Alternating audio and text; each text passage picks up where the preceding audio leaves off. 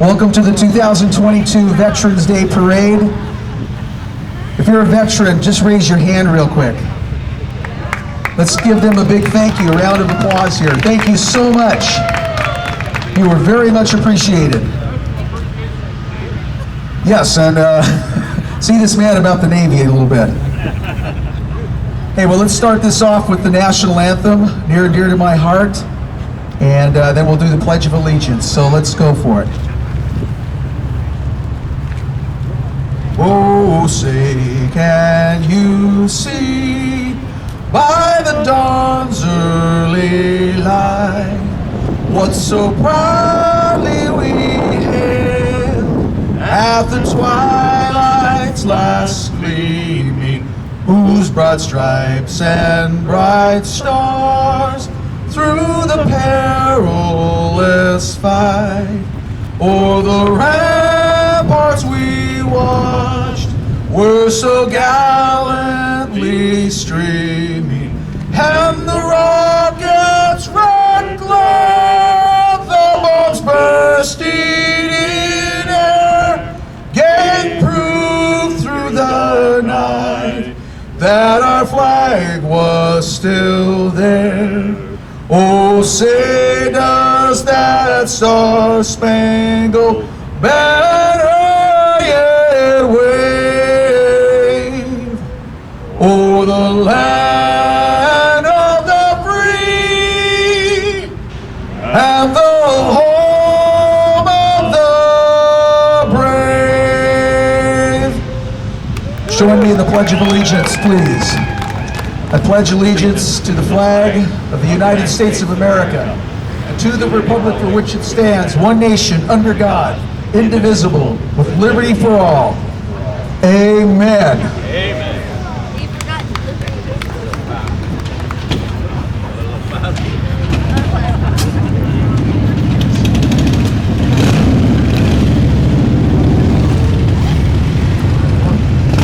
Good morning, McMinnville. Are you awake? No. Yes. Hey, Peggy Lutz. Where's Miss Peggy? She is in her car. She's our Grand Marshal. She served in World War II as a Navy wave from 1944 to 1946. She was in air traffic control, and she's 100.5 years old. And Miss Peggy likes to make sure you know that she's got that half year in there still, because her goal is to get to 101. Next, I'd like to introduce a guest speaker, Commander Eric Schuck. I asked him for a bio. I just kind of have to tell you this kind of story. He sent me a bio. I'm not military, never served. I serve my veterans. And I'm like, oh my God, what am I gonna say? This man is very well decorated, very well educated, and has done a lot. So he kind of sent a little one to me. Commander Eric Schuck is USN, United States Naval Reserve, Executive Officer of the Navy Reserve Fleet Logistics Center for Pearl Harbor Headquarters. He's selected for promotion to captain and will be promoted later on this fiscal year. In civilian life, I'll let him talk more about his military. It's a lot. In civilian life, Dr. Eric Schuck is Professor and Dean Dave Henson Chair in Economics at Linfield University, having previously taught at both Colorado State University, North Dakota State University. He earned his doctorate in Agriculture and Resource Economics from Washington State University in 1999, his MA in Economics from the University of Montana in 1995, and his BA summa cum laude, close enough, in Economics from Pacific Lutheran University in 1993. The author of numerous referred journal articles and professional papers. He was awarded 2 Fulbright Specialist grants to teach at the University of the Western Cape in South Africa and the American University in Beirut in Lebanon. Published several essays in USNI proceedings and received multiple teaching awards. He, his wife, Miss Clatha Turner live in McMinnville, Oregon with their 3 children. I'd like to welcome Eric Shuck.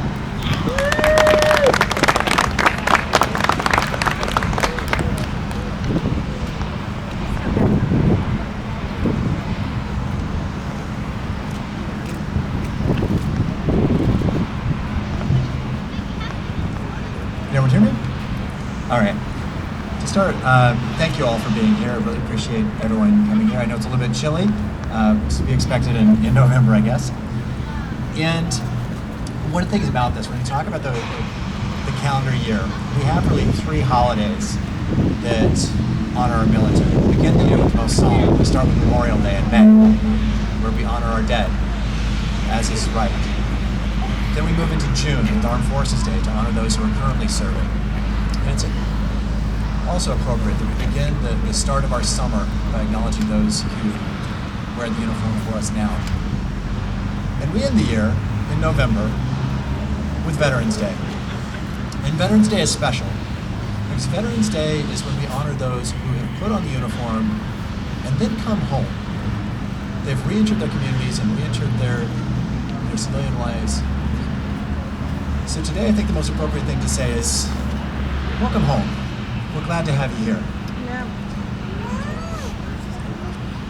All right, so I do have to begin with a quick disclosure, and that is that what I'm about to say represent my views and my views only.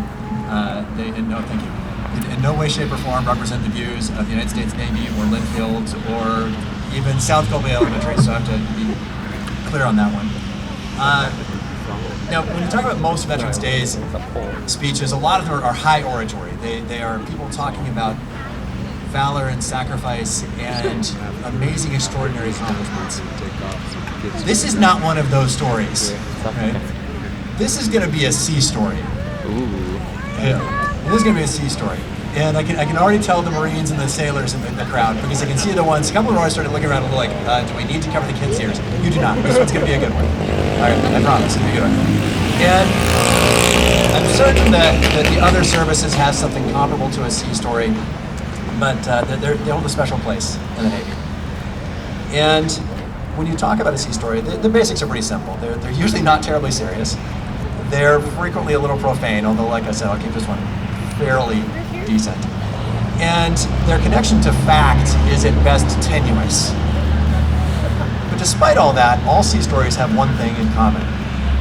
Even while they're not always connected to fact, they're almost all certainly true.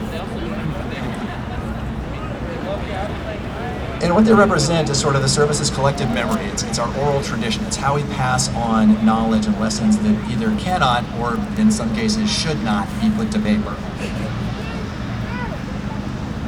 Little things like why you should tie a line to your chair when you're at sea so you don't go cruising across the deck. Not that I've ever done that. Why you should avoid this one particular McDonald's in San Diego, which is also not something to explain. But this one's different because this one gives insight into leadership. And I'm going to talk about my sea story. So like all great sea stories, it has to begin in a very specific way. So there I was. It's 2010. My unit had just been recalled to active duty. And we'd expected it. We knew it was going to happen, but we were supposed to be recalled in November of 2011. Instead, it happened in April. So we had been accelerated by almost half a year. And all the preparation and readiness things we expected to do across the course of that year, instead of having about 7 months to do it, we had all of 2. So it's a little bit chaotic. It's a little bit, quite frankly, crazy. And we're really trying to get things ready. And all the stuff that we thought we'd be able to do, we just hadn't prepared. So we're missing all kinds of things. We're missing repair parts. We're missing vehicles. We're missing everything. If you can be missing it, even black clicky pins, which the idea of the Navy running out of black clicky pins is extraordinary. We didn't have those. So it was really tough on everyone. But on the positive side, we were doing our deployment workups in San Diego. Okay? Specifically in Coronado, which, anybody ever serve in Coronado? Yes, there are worse places for the Navy to send you, right? Yeah. So we were at the amphibious base in Coronado doing our preparations. And like I said, we didn't have a lot of stuff we needed. So I'm begging and borrowing and stealing anything I can get my hands on to keep us operational. And it turned out we had this one particular part that we could get from the logistics support unit of the SEALs there in Coronado. And they were in a different part of Coronado. They were across the highway from us. So we were going to have to drive over and go get this pork and bring it back. And we've been working really hard. And our ops and intel officer have been working their crews particularly hard. They've been running the operations center, and they've been working really hard. So ops and intel are like, we're going to get our guys burritos. We're going to go out in town. We're going to bring them back burritos. But they don't have a car. And when they heard that I was leaving to go get repair parts, they said, hey, Subbo, can we hitch a ride? And being the good officer that I'm like, yeah, sure, just hop in the truck. We'll go and yeah, we'll pick up the repair parts and we'll pick up the burritos for the crew. This is what we'll do. That was the plan. This is what happened. This is the fact. We left the amphibious base, crossed the highway, went over to the SEALs compound, and picked up my repair part. But as we're going through the gate to get into the SEALs compound, the gate guard tells us, hey, just so you know, you can't exit the way you came in. There's construction, this gate's gonna close, you're gonna have to take a detour to get out. And like, great, got it, understood, completely on top of this. So when we started trying to leave, we couldn't find the exit. And we do a couple laps around the parking lot trying to find the exit of how to get out of the Navy SEALs compound, and we can't find it. So after about 3 laps, we're kind of confused. I get a phone call from the operations center, and they're just doing a status check. They're seeing where we are, when we're coming back to repair parts, and I told them what was going on. I said, you know, we are at the SEALs compound, we've retrieved the part, and now we can't get out. So the operations specialist, in good Navy fashion, put that on the board. They put it on the operations board. N4 is at log suit 1 with N2 and N3, has retrieved repair parts, reports cannot exit parking lot. It's in the log. We go around 2 more laps, still can't find our way out. I'm like, okay, we gotta get some help. So we stop and we go back to the SEALs, like, at the risk of sounding not particularly smart, how do we get out of here? And this is like, oh, they'll just go through the back exit, which is, they took us outside. Oh, somebody parked a truck in front of it. So the reason we couldn't find our way out was because it was blocked. Okay, great. So the SEALs moved the truck, and we exit, and we're on our way to go get our burritos. And as we're doing that, the phone rings again. And this time, yet again, doing a status check, making sure that we're okay. And I didn't answer because I was driving. So the operations center calls log suit 1, they call the SEALs and ask, have you seen our Subbo? And the SEALs report, well, we assisted your officers in exiting the compound. They were able to exit with our support. So the operations specialist, in good Navy fashion, put that on the board.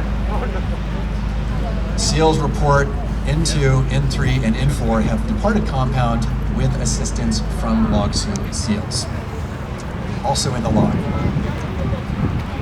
We go, pick up the burritos, and it's a big box. I mean, it's like we got literally dozens of burritos for the crew. And we report back into the operations center with a big giant box of burritos. And our operations officer is a very, very large human. He's about 6'5". He did judo at the academy. He's a very, very large guy. So I have this guy who walks in with a box full of probably 3 dozen burritos, looking like burrito Santa Claus. So the operations specialist, we start passing out the crew. The operations specialist, like, this is great. And they close it out. So they write on the board, N2, N3, N4, return to base with repair parts and burritos. Mike Charlie. And Mike Charlie, of course, is the universal signal for mission complete. I don't think anything of this. Next morning, we're doing the morning officers call, and our captain is going through the daily operational summary, and he gets to this line, and I can tell the moment that he gets to the description of what's been happening. And our skipper goes, Subbo, I'm looking at this report, and I just want to confirm that what you are telling, that what's written here is in fact true. So according to this report, it says, N2, N3, N4 departs receive repair parts from SEALs. N2, N3, N4 report trapped in SEALs parking lot. SEALs report N2, N3, and N4 requested assistance to depart. N2, N3, N4 returned to base with repair parts and burritos. Mike Charlie. Skipper looks at me, and he gives me this very quizzical look. He said, so if I'm reading this right, you ops and intel got trapped in a SEAL's parking lot, had to get rescued, and then you brought back burritos. I'm like, aye, sir, those are the facts.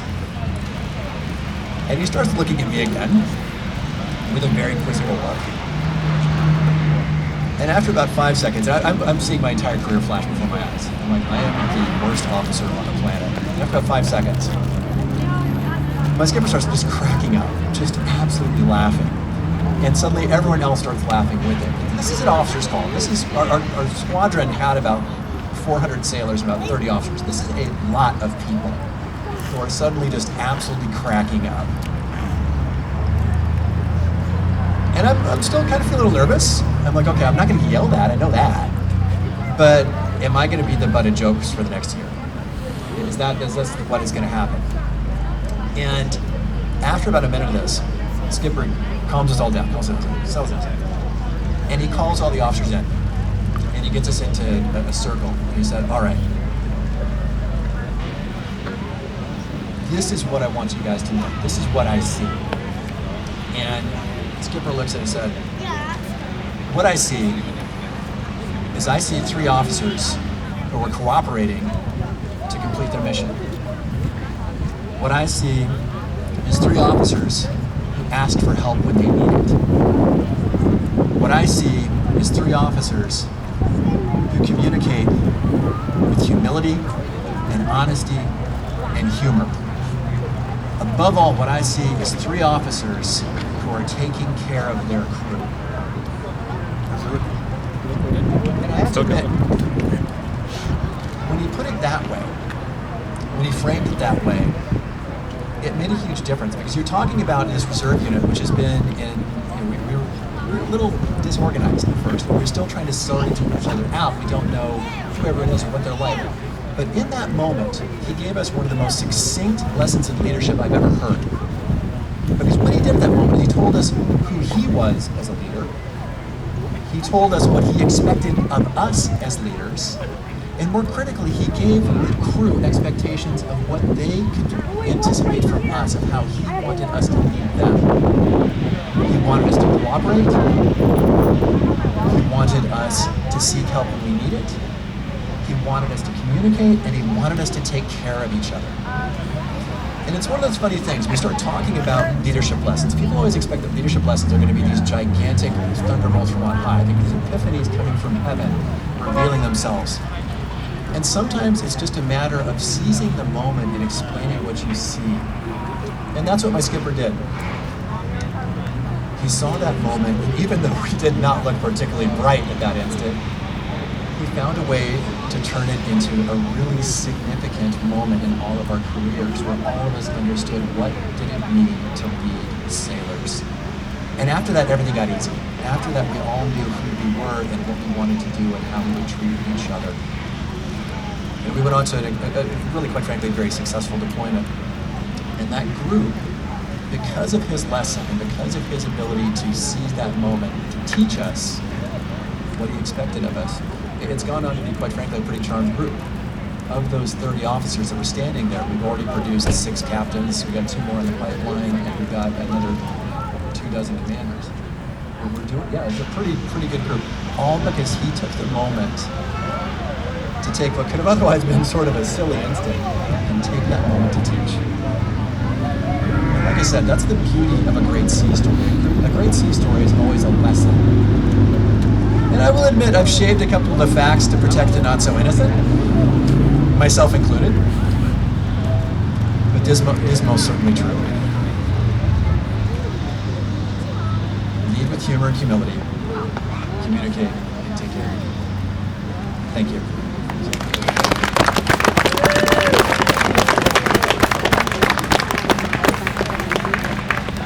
Thank you, Commander. His hands are freezing. I'm telling you, I'm about ready to start jumping jacks up here. Mr. Berwager, could you just step forward a little bit so everybody can see who you are? If you don't know Mr. Berwager, this is him, and he's the one that worked hard, tirelessly, and stressed out to get this parade going again in our community. So thank you, Bob. I have to recognize him. He's pretty special to me. For those of you that don't know me, my name is Deborah Godwin. I'm the Department of Oregon American Legion Auxiliary President. What a mouthful that is. I was elected for a second term, and we'll finish that second term in June, which I'm pretty excited to get back into our community. I long to be in our community helping our homeless veterans. That's what I speak for, is our homeless veterans. So McMinnville and Yamhill County, I have missed you. And I've only got 8 more months and I'll be home, so watch out. I'm coming home with a vengeance to take care of business.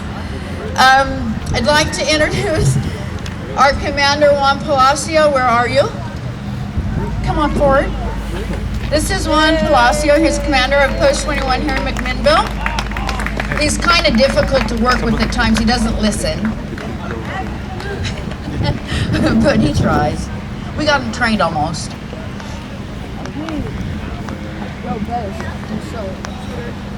Thank you, Deborah. I appreciate it. Just to let you know that I am the commander of the post here in McMinnville, American Legion. I guess I'm supposed to be in charge. Her and her staff fire me on a daily basis.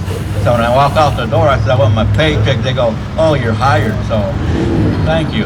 I just have a quick message for you guys, and I want to thank everybody for being out here. We have Vic Banky, who is a very, very heavily decorated. Vic, raise up your hand there. He's a World War II veteran, heavily decorated. Thank you for being here, Vic. I have just a quick message. What it is, when I was in the law enforcement, I did 32 years here in Yamhill County and Polk County. We had a guest speaker who was a motivator speaker. He was a colonel in the Air Force, Vietnam. And he started off his speech about his credentials and stuff of that nature. He said, if you think you're having a poopy day, let me tell you about my day. He said he took off from his air base to fly into Vietnam to drop some bombs in North Vietnam. On the way up there, one of his gauges started acting up. And so he says, well, what a poopy day. So he hit the gauge and finally got where we were supposed to be. So he flew to get ready to drop his bombs. He got hit with one of the missiles, and he come down and he goes, man, what a poopy day. As he landed, he's looking around, see where he could go and escape and everything. He just sees these little heads popping all the way around, and he goes, well, I guess I'm gonna get hit. When he got down, they captured him, and they kind of beat him up a little bit, a lot I should say, and then they took him to the Hilton Hotel in Hanoi, and that's a prison camp. Well, anyway, so he said they were in there and they weren't allowed to communicate with each other, but nobody knew who was it. So he developed a Morse code, and everybody kind of communicated that way. That was the only form of communication they had. And he goes, when he got free and came back to the States, they gave him a painting of a prison tower with the American eagle strapped down, pulled into the camp. And he looked at that and says, if you look at this picture, it's gloomy. It's like I said, what a poopy day.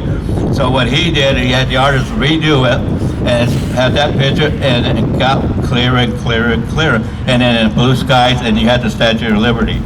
He said that if you look at it this way, it is a poopy day.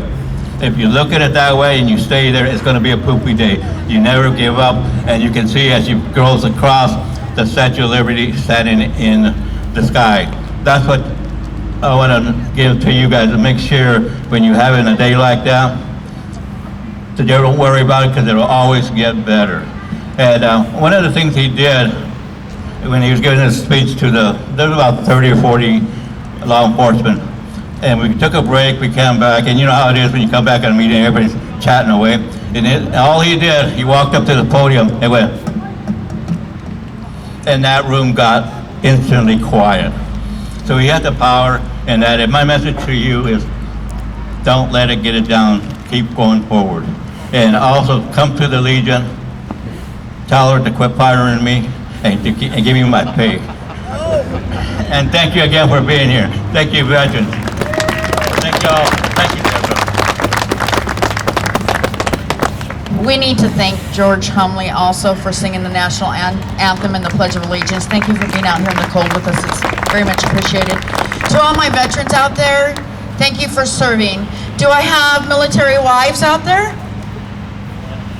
Thank you for your service also. Yes, absolutely. So that concludes our ceremony here. Thanks everybody for showing up and supporting McMinnville. And hopefully we'll see y'all at the post. Thank you.